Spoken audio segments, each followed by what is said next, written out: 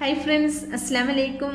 Bismi Kitchen എല്ലാവർക്കും സ്വാഗതം. ഇന്ന് നമ്മളൊരു ഈസി ബ്രേക്ക്ഫാസ്റ്റിന്റെ റെസിപ്പിയാണ് ചെയ്യുന്നത്. എങ്ങനെയെന്ന് നോക്കാം.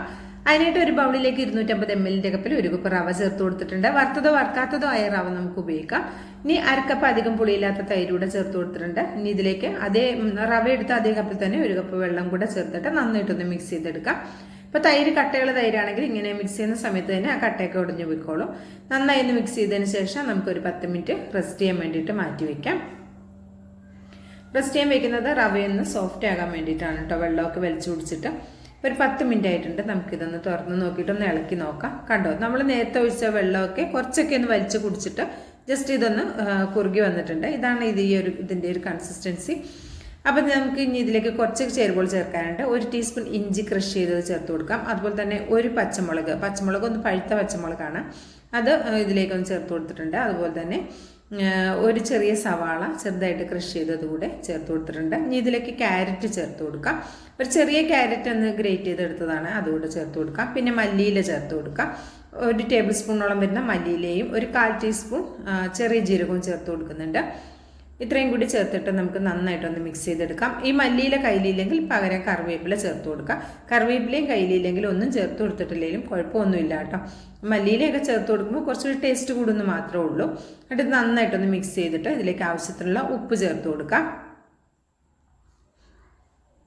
റവ ആയതുകൊണ്ട് തന്നെ ഒരുപാട് ഉപ്പ് ചേർക്കരുത്. കുറച്ച് ഉപ്പ് ചേർത്താൽ തന്നെ നന്നായിട്ട് ഉപ്പ് അതിലേക്ക് പെട്ടെന്ന് അബ്സോർബ് ചെയ്തോളും. ഇനി ഇതേ നന്നായിട്ട് ഇതുപോലെ ഒന്ന് മിക്സ് ചെയ്തെടുക്കാം. ഇതിലേക്കൊരു 1/4 ടീസ്പൂൺ അപ്പസോഡ കൂടെ ചേർത്ത് കൊടുത്തിട്ട് ഒരല്പം വെള്ളം, ഒരു 2-2.5 ടേബിൾ സ്പൂൺ വെള്ളം ഒഴിച്ചിട്ട് നമുക്കിത് നന്നായിട്ടൊന്ന് മിക്സ് ചെയ്തെടുക്കാം.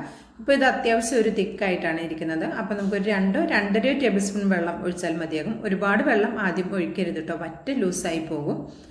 റവ മാത്രമല്ല നമ്മൾ ചേർത്തത്, അപ്പോൾ പെട്ടെന്നൊരു തിക്ക് കിട്ടൂല, ഒരു ബൈൻഡിങ് കിട്ടൂല. അപ്പോൾ ഒരുപാട് വെള്ളം ഒഴിക്കാതിരിക്കുക കേട്ടോ.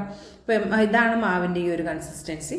അപ്പോൾ ഈ സമയത്ത് ഞാൻ ഇതേപോലെ ഒരു തവ അടുപ്പത്ത് വെച്ചിട്ടുണ്ട്. ഇതിലേക്ക് ഒരല്പം നല്ലെണ്ണ ഒന്നാക്കി കൊടുക്കാം കേട്ടോ. നല്ലെണ്ണയാണ് ഞാൻ യൂസ് ചെയ്യുന്നത്. നിങ്ങൾക്ക് വെളിച്ചെണ്ണയോ ഓയിലോ നെയ്യോ ബട്ടറോ ഏത് വേണമെങ്കിലും യൂസ് ചെയ്യാം. എന്നിട്ട് ഇത് തവയൊന്ന് ചൂടായി വരുമ്പോൾ നമുക്ക് ആവശ്യത്തിനുള്ള മാവ് ഒന്ന് ജസ്റ്റ് ഒന്ന് മിക്സ് ചെയ്തതിന് ശേഷം ഒഴിച്ചു കൊടുക്കാം.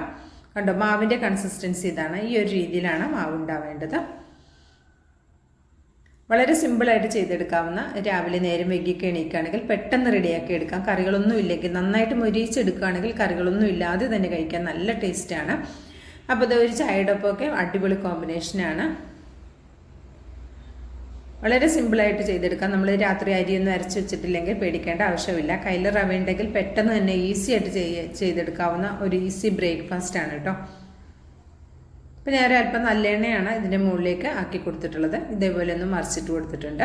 2 ഭാഗവും നന്നായിട്ടൊന്ന് മുരിഞ്ഞു കഴിഞ്ഞാൽ നമുക്ക് പാനിൽ നിന്ന് കോരി ഒരു പാത്രത്തിലേക്ക് മാറ്റാം. നല്ലോണം മുരിച്ച് എടുക്കുകയാണെങ്കിൽ കറികളൊന്നും ഇല്ലാതെയും കഴിക്കാൻ പറ്റും. അപ്പോൾ അടുത്തത് ഞാൻ ഇതേപോലെ ഒന്ന് റെഡിയാക്കി എടുക്കുന്നുണ്ട്.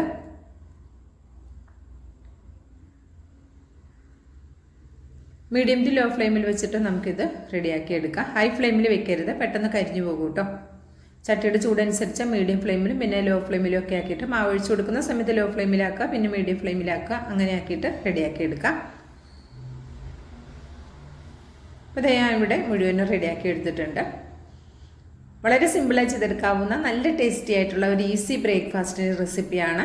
അപ്പോൾ ഇഷ്ടമായിട്ടുണ്ടെങ്കിൽ ട്രൈ ചെയ്ത് നോക്കുക. അഭിപ്രായം അറിയിക്കുക, ലൈക്കും ചെയ്യുക കേട്ടോ. വീഡിയോ കാണുമ്പോൾ തന്നെ ഒന്ന് ലൈക്ക് ചെയ്യാൻ മറക്കരുത്. നിങ്ങളുടെ ലൈക്ക് ഉണ്ടെങ്കിൽ മാത്രമേ നമുക്ക് മുന്നോട്ട് പോകാൻ പറ്റുള്ളൂ കേട്ടോ. അപ്പോൾ